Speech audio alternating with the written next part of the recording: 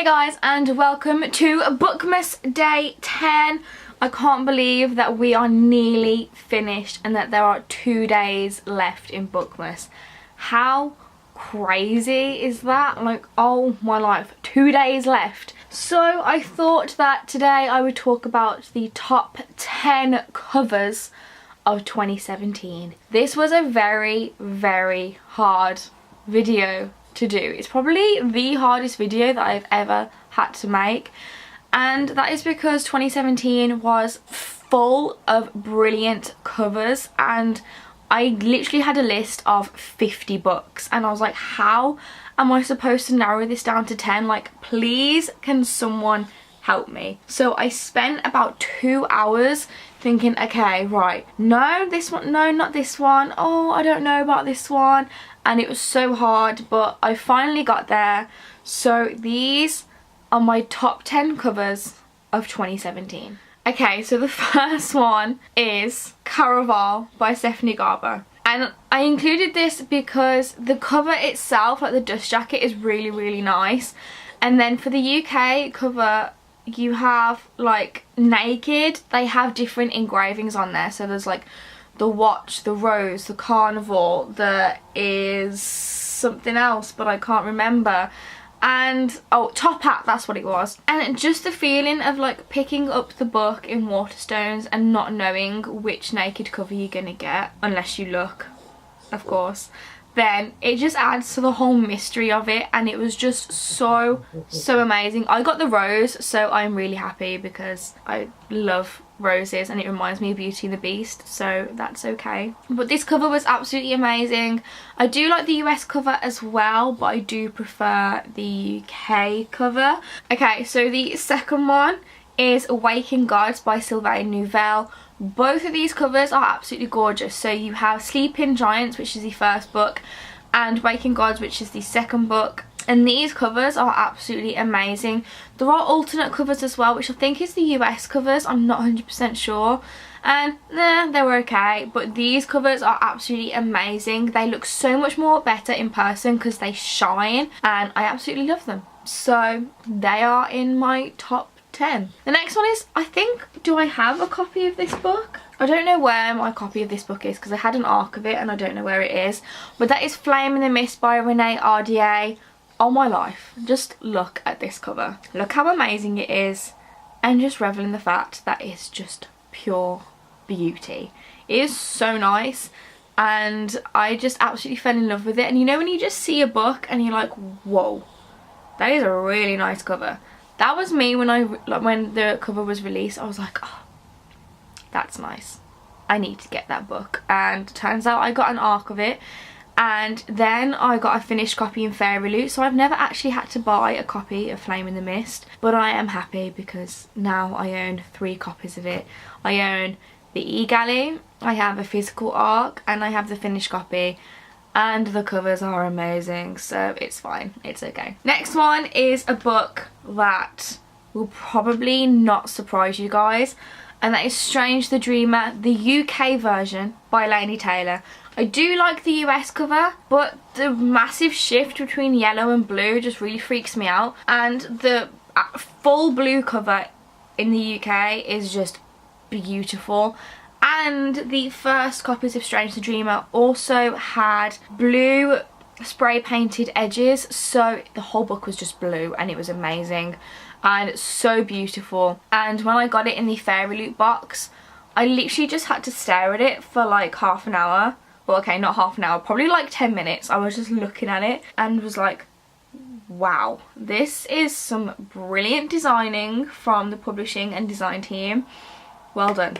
Well done, guys, because it's just fantastic and so beautiful. And I do kind of want to get the US edition, but it's not as nice as the UK, so I'm happy that I already have the UK edition. Next one is quite surprising because I read this book and I really didn't like the book, but the cover is so nice. And that is A Jigsaw of Fire and Stars by Yaba Bado. I'm so sorry if I butchered that name, but I really did not like this book. It just seemed really confusing and it was really jumpy in places. But you can't argue that this cover is gorgeous. I mean, the colours themselves are so eye-catching, and it's just amazing to have a person of colour on the front cover, and it's just so nice. And it is the cover that drew me to this book in the first place, and unfortunately I didn't like the book, I didn't enjoy it. I do have a review, so I'll leave that in the description box, but you can't argue that the cover isn't beautiful because it really is so nice. Next one is one that I was a bit umming and ahhing about whether to keep on this list, and that is Daughter of the Burning City by Amanda Foody. This is a beautiful cover, and instincts told me just to keep it on the list, just to keep it. And you know what? I'm glad, because this is a really nice cover. The purples in this cover are so nice. It's like a gradient, and having the smoke trail from the title, and then you have the circus shadows at the bottom. It's just really good. And again, the design team just blew it out the water with this design. It's just absolutely amazing, and I just think it's gorgeous. And purple is one of my favourite colours, so to have a book all purple is just, it's fine by me. The next book is one that won't surprise you at all, and that is Wicked Like Wildfire by Lana Popovich.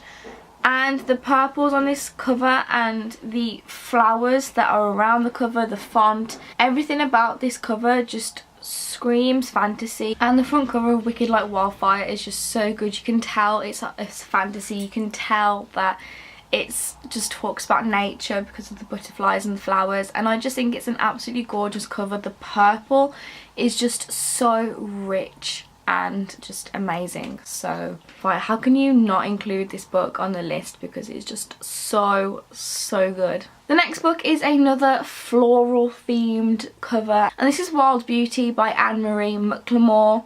I actually haven't read this book yet. I've been meaning to. I don't even own a copy of it, but I have been meaning to read this for absolutely ages, and this cover is just so good.